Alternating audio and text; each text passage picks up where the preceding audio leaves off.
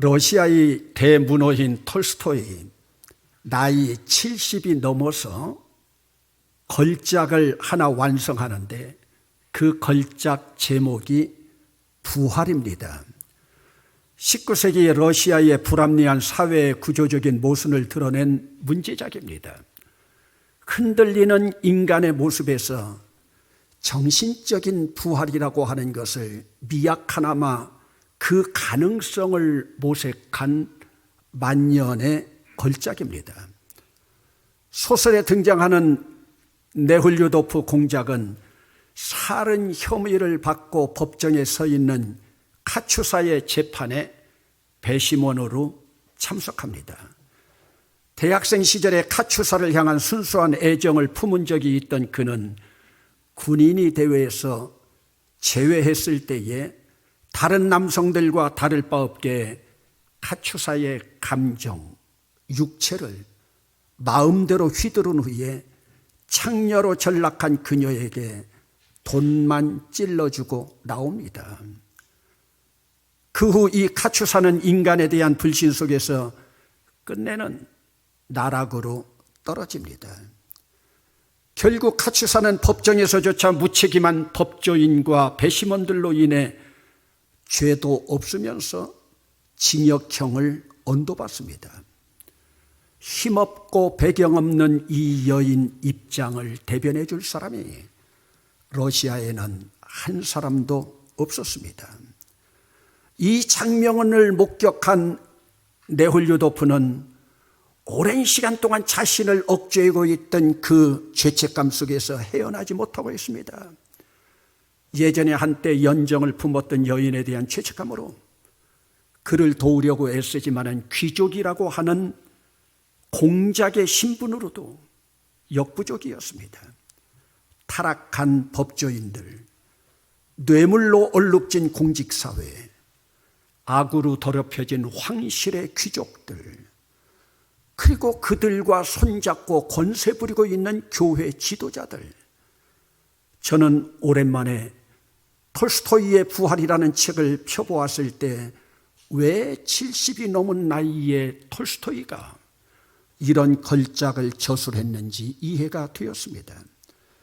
톨스토이가 바라보고 있던 19세기 러시아의 모습이 바로 오늘 우리의 현실하고 조금도 다르지 않습니다. 네홀류도프 공작이 불쌍한 한 여인을 구출하려고 몸부림치며 손 내밀었던 현장이 오늘 우리가 살고 있는 모순된 사회 현상과 너무나도 닮아 있었기 때문입니다. 부활이라고 하는 작품이 톨스토이 만년의 최고 걸작이고 전 세계 사람들이 예술적인 성경이라고까지 칭송하고 있지만 정작 톨스토이는 자기가 보호받아야 될 교회로부터, 러시아 정교회로부터 파문을 당하고 황제의 정부로부터는 위험 인물, 요인물로 간주됩니다. 여러분, 그러면 왜 톨스토이는 기독교의 가장 중요한 용어 가운데 하나인 부활이라고 하는 용어를 소설의 제목으로 정했고 마지막 그 소설의 결말에서는 성경 구절까지 동원해 나가면서 미약한 부활을 꿈꾸고 있었을까요? 예수님은 십자가에 죽으신 후 무덤에 장사되고 사흘 만에 부활하신 이 사건, 기독교 교리의 최고봉입니다. 이것이 바로 기독교와 다른 종교의 차이성입니다. 이것이 기독교의 최고의 미스테리, 신비성입니다. 예수님은 생전에도 자기가 죽고 나면 사흘 만에 부활할 거라고 하는 것을 미리 예고하셨고 실제로 부활하셨습니다. 그리고 예수님 생전에는 죽은 자를 이미 살리신 그런 사건 성경에 생생하게 기록되어 있습니다. 베단이라고 하는 동네에 예수님으로부터 사랑받던 삼남매 자녀들이 살고 있었는데 그것이 바로 나사로의 집입니다. 어느 날 나사로가 시름시름 앓더니 죽을 지경이 되었습니다. 너무나 답답해서 예수님께 사람을 보내요 예수님을 불렀지만은 예수님 오실 기척이 없었습니다. 예수님을 기다리다가 나사로가 결국 죽었습니다. 두 자매가 얼마나 낙담했겠습니까? 예수님께서 여기 계셨더라면 내 오라비가 죽지 않았을 텐데 나사로는 이미 죽은 지 나흘이 되었고 장사되어 무덤에 있었습니다. 죽은 지 나흘이 되었지만 예수님이 나사로의 무덤에 가서 나사로야 나오라고 외치는 순간 나사로가 수족을 배로 도녀 메고 나왔습니다. 여러분, 오늘 우리는 이 사건이 성경에 기록되어 있기에 믿고는 있지만 이 살아남의 역사가 나의 신앙으로 고백되고 있는가? 물론 예수님의 사랑을 받던 나사로의 누이 마르다도 기독교 교리에 따라서 이 살아나는 것을 알고 있었습니다. 여러분, 오늘 본문 24절 말씀입니다. 마르다가 이르되 마지막 날 부활 때에는 다시 살아날 줄을 내가 아나이다. 마지막 날 부활 때에는 다시 살아날 줄을 내가 아나이다. 여러분, 예수님의 사랑을 받던 마르다의 고백을 볼 때마다 이 신앙이 얼마나 대단한가 우리는 알게 됩니다. 그리고 오늘 이 고백이 우리의 고백이기도 해서 우리가 공감을 합니다. 그러나 여러분, 이 고백, 예수님은 이 고백을 기뻐하지 않으십니다. 왜 기뻐하지 않을까요? 부활 때에는 다시 살아날 줄을 내가 아나이다 고백하고 있을 뿐, 이 안다고 하는 고백은 지식으로 내 두뇌에만 알고 있을 뿐이지 믿음의 단계로 내 카르디아 가슴까지 내려오지 못하고 있기 때문입니다. 지금 마르다는 죽은 자가 다시 살아난다고 하는 이 부활에 대한 지식이 두뇌의 머리에만 머물러 있지 아직 가슴까지 내려오지 못하고 있는 실정입니다. 두뇌만 머물러 있는, 알고 있는 이 단계, 이것이 바로 현대판 기독교인들의 모습을 대변하고 있습니다. 톨스토이도 당시 러시아 제국이 부활을 생명으로 하고 있는 러시아 정교회를 국교로 선포하고 있음에도 사회 어느 구석에서 부활의 실체를 하나도 찾아볼 수가 없었습니다. 여러분, 기독교가 역사적으로 가장 힘을 잃게 된 원인, 기독교가 교리적인 신앙만을 답습하고 있었을 때입니다. 기독교가 가장 힘을 잃었던 중세교회의 사변적인 교리 중심의 율법 중심만 강조하다가 보니 십자가가 오히려 예수 믿는 자들을 속박하는 수갑이 되었습니다. 사람들을 평가할 때도 그가 얼마나 교리적으로 살아가고 있느냐, 얼마나 율법적으로 살아가고 있느냐, 얼마나 제사적인지에만 초점이 맞추어져 있습니다. 그런데 여러분, 예수 그리스도는 교리적이기보다는 삶 중심이었고, 율법적이기보다는 복음 중심이었고, 지식적이기보다는 생명을 살리는 뜨거운 가슴의 길을 걸어갔습니다.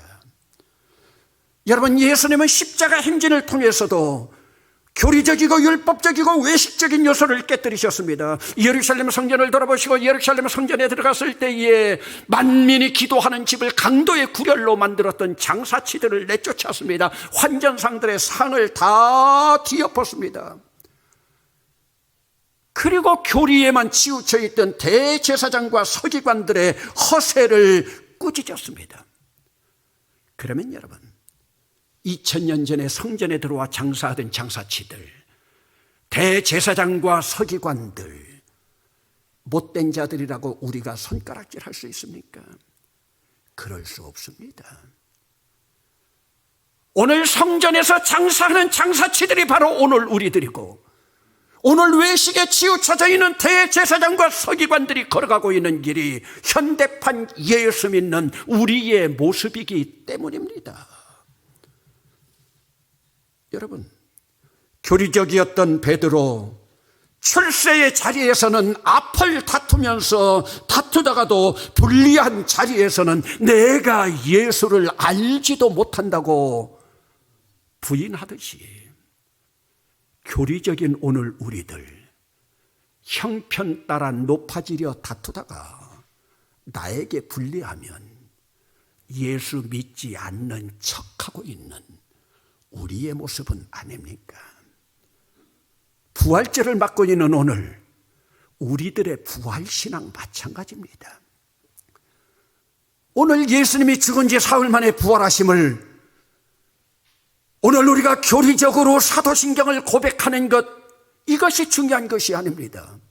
조금 전에도 사도신경을 우리가 고백했지만은 고백이 중요한 것이 아니라 이 부활신앙이 지금 내 몸 안에 들어와서 내 체질이 되어 있는가, 이 증거는 부활 소망이 내 안에 있다는 증거인데 무엇을 알 수 있습니까?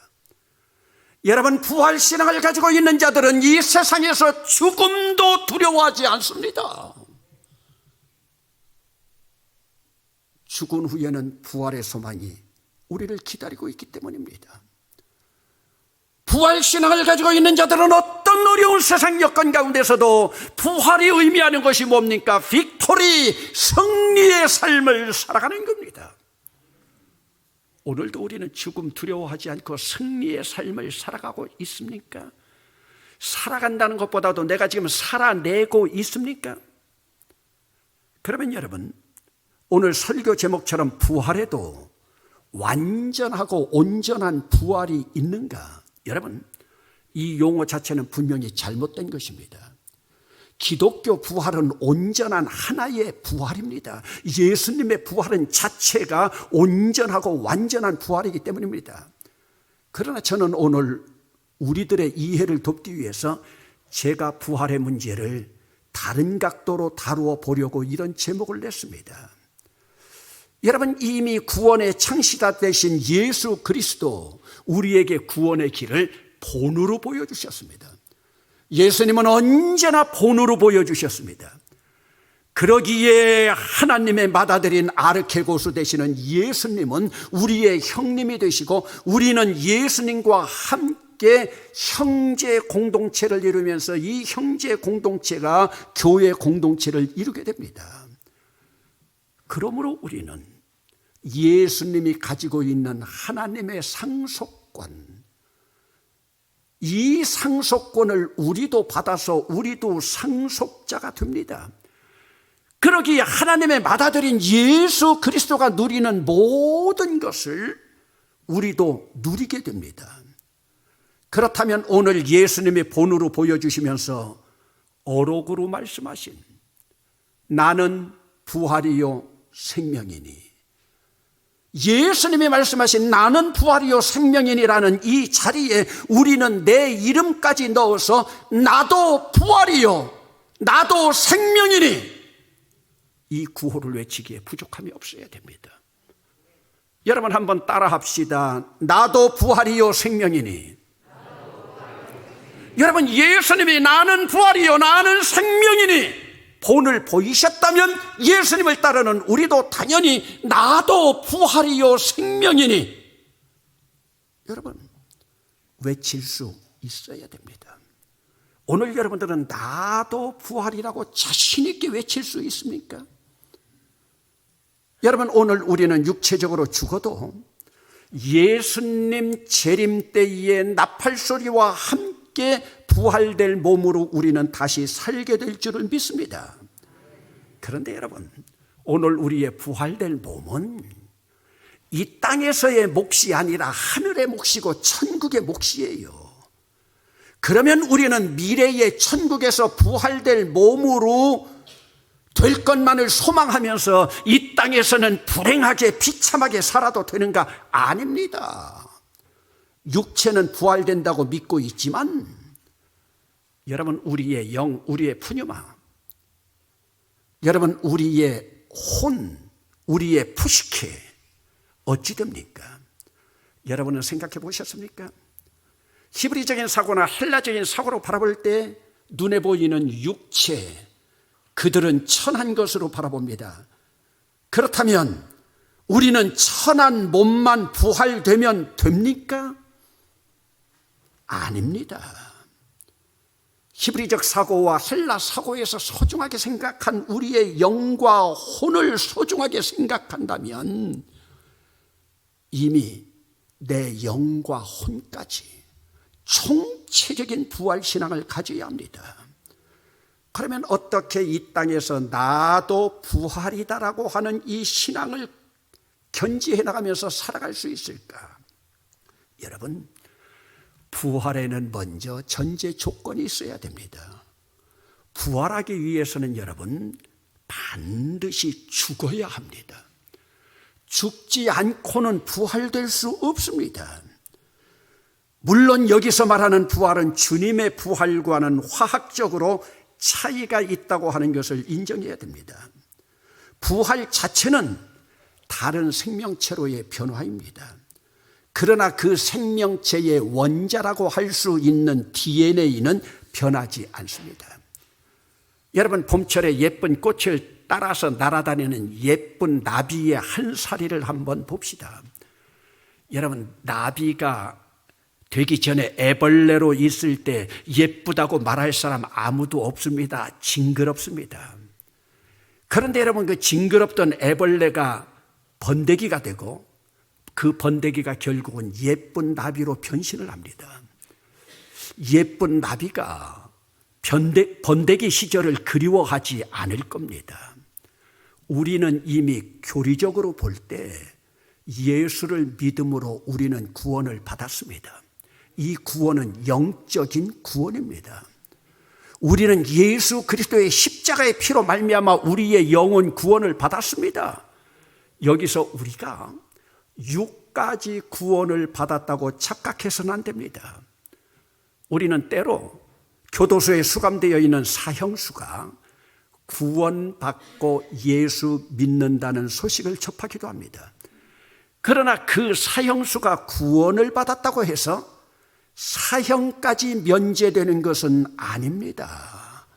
영은 구원을 받았지만 그 육은 죄값을 치러야 합니다. 그러면 여러분, 우리는 영도 구원받고 육도 부활될 것이니 이제는 끝입니까? 아닙니다.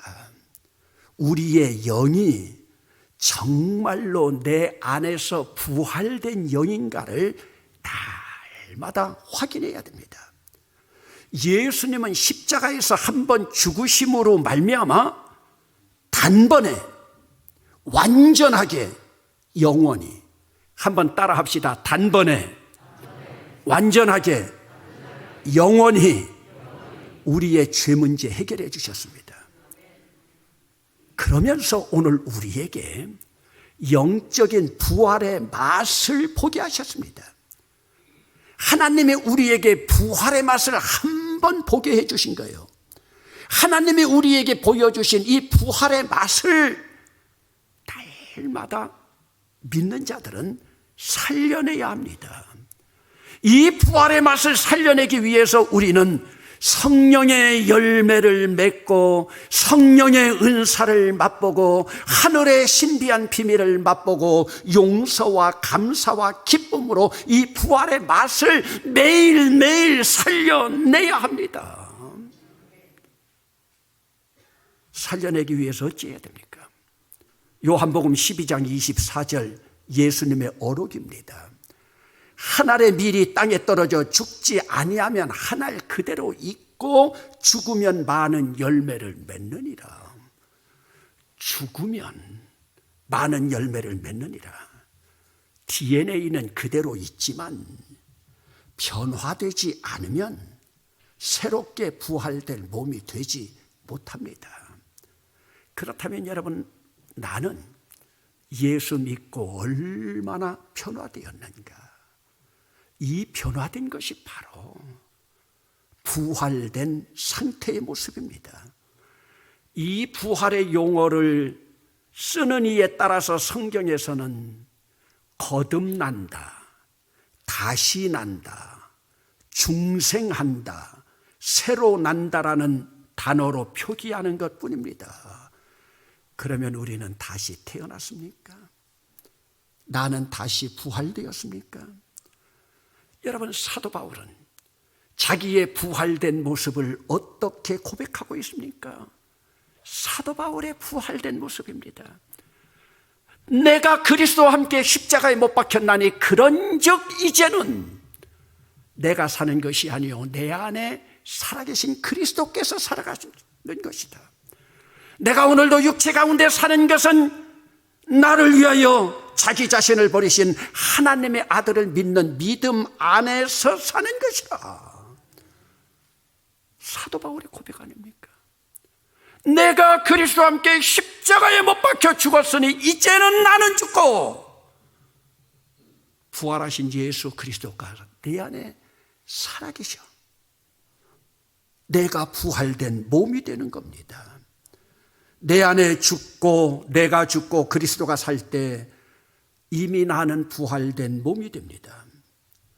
나는 지금도 부활된 몸으로 살아가기 위해서 매일 죽고 있는가? 그래 사도 바울 고백하고 있지 않습니까? 나는 날마다 죽노라. 여러분, 부활절을 맞이해서 내가 부활되어서 다른 사람들에게 선한 영향력을 남기도록 톨스토이가 부활이라는 걸작을 남겼다면 나는 어떤 걸작을 남기기를 원하고 있습니까?